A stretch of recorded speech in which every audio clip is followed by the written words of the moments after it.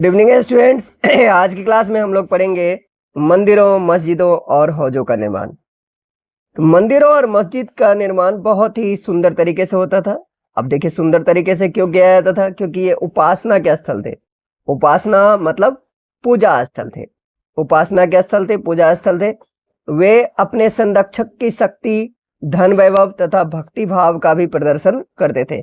यानी कि उनके जो मंदिर के संरक्षक हैं तो वो कितने शक्तिशाली हैं, मस्जिद के संरक्षक हैं तो वो कितने शक्तिशाली हैं, या फिर हौज इत्यादि का जो निर्माण करने वाले हैं वो कितने शक्तिशाली हैं, उनकी कितनी श्रद्धा है, ये भी दिखाया जाता था। जैसे उदाहरण के लिए राज राजेश्वर मंदिर का ले लीजिए।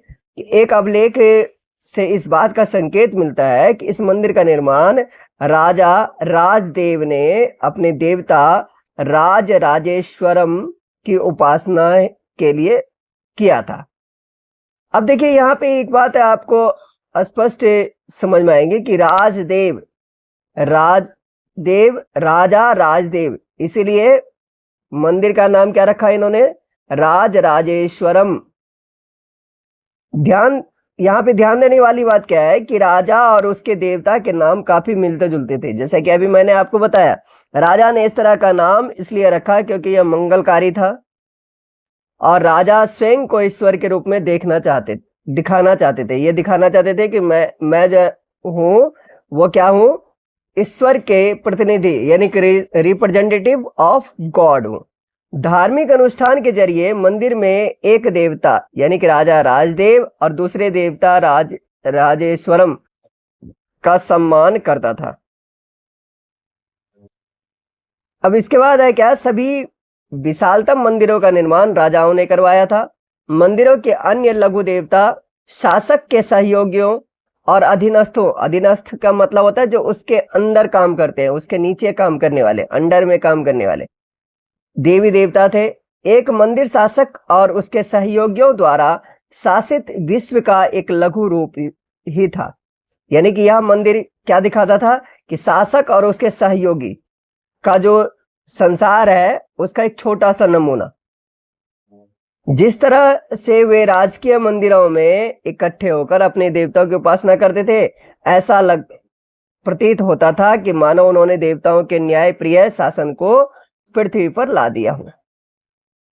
मुसलमान सुल्तान तथा बादशाह स्वयं को भगवान के अवतार होने का तो दावा नहीं करते थे, किंतु फारसी दरबारी इतिहासकारों में सुल्तान का वर्णन अल्लाह की परछाई यानी कि शैडो ऑफ अल्लाह के रूप में किया हुआ है। दिल्ली के एक मस्जिद के अभिलेख से पता चलता है कि अल्लाह ने अलाउद्दीन को शासक इसलिए चुना था क्योंकि उसमें अतीत के महान विधिकर्ताओं यानी कानून निर्माता कह सकते हैं, मूसा और सुलेमान की विशिष्टताएं मौजूद थी। सबसे महान विधिकर्ता और वास्तुकार अल्लाह स्वयं है। उसने अव्यवस्था को दूर करके विश्व का सृजन किया तथा एक व्यवस्था और संतुलन कायम किया। अब देखिए इससे संबंधित कुछ बातें यहाँ पे दिया हुआ है। एक शाही वास्तुशिल्पी के अनुसार मुगल बादशाह शाहजहां के इतिहासकार ने शासक को साम्राज्य व धर्म की कार्यशाला का वास्तुशिल्पी कहा है, यानी कि उसका निर्माण करने वाला कहा है।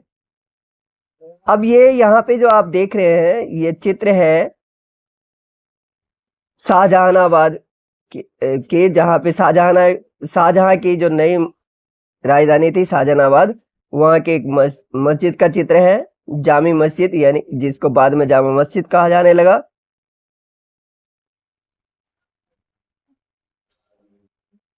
इसके बाद आगे देखिए, सत्ता में आने पर प्रत्येक राजवंश के राजा ने शासक होने के अपने नैतिक अधिकार पर जोर डाला। उपासना के स्थानों के निर्माण ने शासकों को ईश्वर के साथ अपने घनिष्ठ संबंध की उद्घोषणा यानी कि उसका अनाउंसमेंट करने का मौका दिया। ऐसी उद्घोषणाएं तेजी से बदली राजनीति के संदर्भ में महत्व ग्रहण कर लेती थी। शासकों ने विद्वान तथा धर्मनिष्ठ व्यक्तियों को भी आश्रय यानी कि शरण प्रदान किया और अपनी राजधानियों तथा नगरों को महत्वपूर्ण सांस्कृतिक केंद्रों के रूप में परिवर्तित करने का प्रयास किया। इन सब से उनके शासन तथा राज्य को ख्याति यानी कि प्रसिद्धि मिली। अब आगे बढ़ने से पहले थोड़ा सा एक नए शब्द की तरफ चलते हैं। जल का महत्व तो हम सभी जानते हैं। एक फारसी शब्द है आबाद और दूसरा शब्द है आबादी। ये दोनों ही शब्द आब से बना है। आब का मतलब होता है पानी। तो यानी कि जहां पे पानी होगा वहीं पे जीवन खुशहाल होंगे, बसावट होगी। यानी कि आबाद का मतलब खुशहाली और आबादी यानी कि जनसंख्या। जब खुशहाली होगी तो वहीं पे जनसंख्या बनेगी। समृद्ध जनसंख्या एवं समृद्धि दोनों ही होगी। आबादी का मतलब है जनसंख्या और आबाद का मतलब है समृद्धि यानी खुशहाली। अब इसके बाद देखिए क्या दिया हुआ है। व्यापक समझ यह थी कि न्यायप्रिय राजा का राज ऐसा होगा जहां खुशहाली होगी और पर्याप्त वर्षा होगी। इसी तरह हौजों और जलाशयों के निर्माण द्वारा बहुमूल्य पानी उपलब्ध कराने के कार्य की बहुत प्रशंसा की जाती थी। सुल्तान इल्तुतमिश ने दिल्ली एक कुन्हा के एकदम निकट एक विशाल तालाब का निर्माण करके व्यापक सम्मान प्राप्त किया। इस विशाल जलाशय को हौज ए सुल्तानी या फिर राजा का तालाब कहा जाता था। और ये कहाँ पे था? आइए हम मानचित्र 1 में देखें, अध्याय 3 के मानचित्र 1 में। अब यहाँ ये देखिए, यह है अध्याय 3 का मानचित्र 1, ये वाला। और यहाँ पे आप देख रहे हो हौज खास। अभी भी हौज खास मेट्रो स्टेशन है यहाँ, लेकिन ये हौज तो अभी यहाँ पे है नहीं। और यहाँ पे कुतुब मीनार के पास दिल्ली एक कुन्हा मस्जिद है और उसी के पास एक हौज है जो नीले कलर से यहाँ पे दिखाया गया है। हौज ए सुल्तानी कहा जाता है इसे।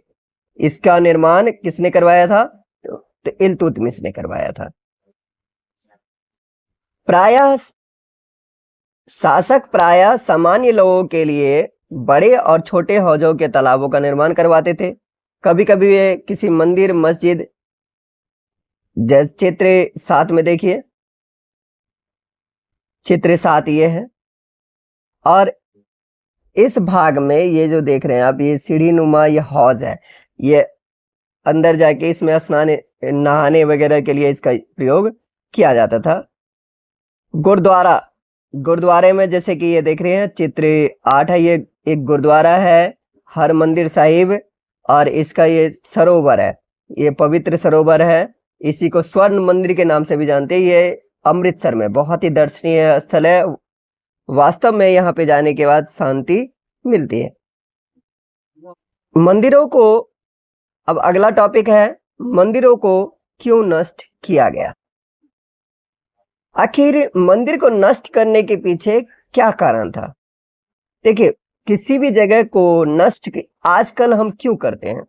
एक तो होता है बदला लेने के लिए, एक होता है अपनी धाक जमाने के लिए, और एक ये भी कारण हो सकता है कि हम अपने आप को ज्यादा शक्तिशाली बनाना चाहते हो और हमें धन को लूटना हो। तो अब देखते हैं यहाँ पे क्या दिया हुआ है कि राजा मंदिरों का निर्माण अपनी शक्ति, धन संपदा और ईश्वर के प्रति निष्ठा के प्रदर्शन के लिए करते थे। ये दिखाना चाहते थे कि हमारे अंदर कितनी निष्ठा है ईश्वर के प्रति, और हम अपनी धन संपदा को ऐसी जगह पे लगा रहे हैं। ऐसे में यह बात आश्चर्यजनक नहीं लगती है कि जब उन्होंने एक दूसरे के राज्यों पर आक्रमण किया तो उन्होंने प्रायः ऐसी इमारतों पर निशाना साधा। 9वीं शताब्दी के आरंभ में जब पांड्य वंश के राजा थे, राजा श्रीवल्लभ ने श्रीलंका पर आक्रमण कर राजा सेन प्रथम, जिनका शासनकाल 831 से 851 था, को पराजित किया। इसके विषय में बौद्ध भिक्षु व इतिहासकार धम्मकिति ने लिखा कि सारी बहुमूल्य चीजें वह ले गया। कौन? श्रीमर। रत्न महल में रखी स्वर्ण की बनी बुद्ध की मूर्ति और विभिन्न मठों में रखी सोने की प्रतिमाओं, इन सभी को उसने जब्त कर लिया। ऐसा कौन लिखता है? बौद्ध भिक्षु और इतिहासकार धम्मकिति। सिंहली एक भाषा है। सिंहली भाषा के सिंहली शासक ने आत्माभिमान यानी कि अपने सम्मान को या आत्म के कहते हैं ना ईगो को सेटिस्फाई करने के लिए उसके ईगो को बहुत ही ज्यादा ठेस लगा, यानी कि ईगो हर्ट हुआ। आत्माभिमान को इससे जो आघात लगा था उसका बदला लिया जाना क्या था, स्वाभाविक था। अगले सिंहली शासक सेन द्वितीय। अब यहाँ पे सेन प्रथम और यहाँ पे ये अगले जो थे सेन द्वितीय ने अपने सेनापति को पांड्यों की राजधानी मदुरई पर आक्रमण करने का आदेश दिया। बौद्ध इतिहासकार ने लिखा है कि इस अभियान में बुद्ध की स्वर्ण मूर्ति को ढूंढ निकालने और वापस लाने के लिए महत्वपूर्ण प्रयास किए गए। इसी तरह 11वीं शताब्दी के आरंभ में यानी शुरुआत में जब चोल राजा राजेंद्र प्रथम ने अपनी राजधानी में शिव मंदिर का निर्माण करवाया था तो उसने पराजित शासकों से जो जब्त की थी प्रतिमाएं उसको भर दिया।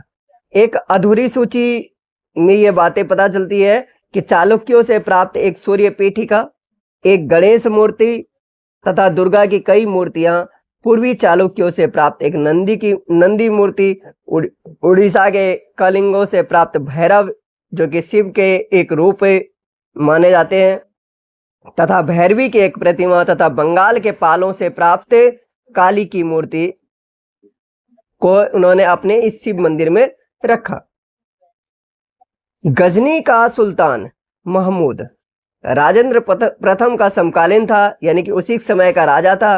भारत में अपने अभियानों के दौरान उसने पराजित राजाओं के मंदिरों को अपवित्र किया और उसके धन और मूर्तियों को लूट लिया। उस समय सुल्तान महमूद कोई बहुत महत्वपूर्ण शासक नहीं था, लेकिन मंदिरों को नष्ट करके खास तौर से सोमनाथ का मंदिर उसने एक महान इस्लामी योद्धा के रूप में श्रेय प्राप्त करने का प्रयास किया, यानी कि उसका अपने ऊपर ये कहलाने का प्रयास किया कि मैंने इस्लाम के लिए बहुत बड़ा योगदान दिया है।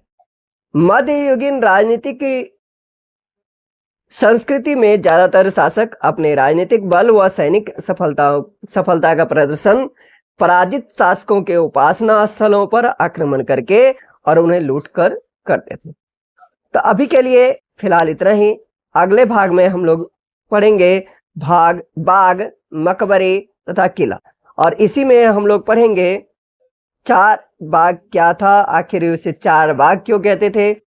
तो अभी के लिए फिलहाल इतना ही, मिलते हैं अगले भाग में, तब तक के लिए हैव अ नाइस डे।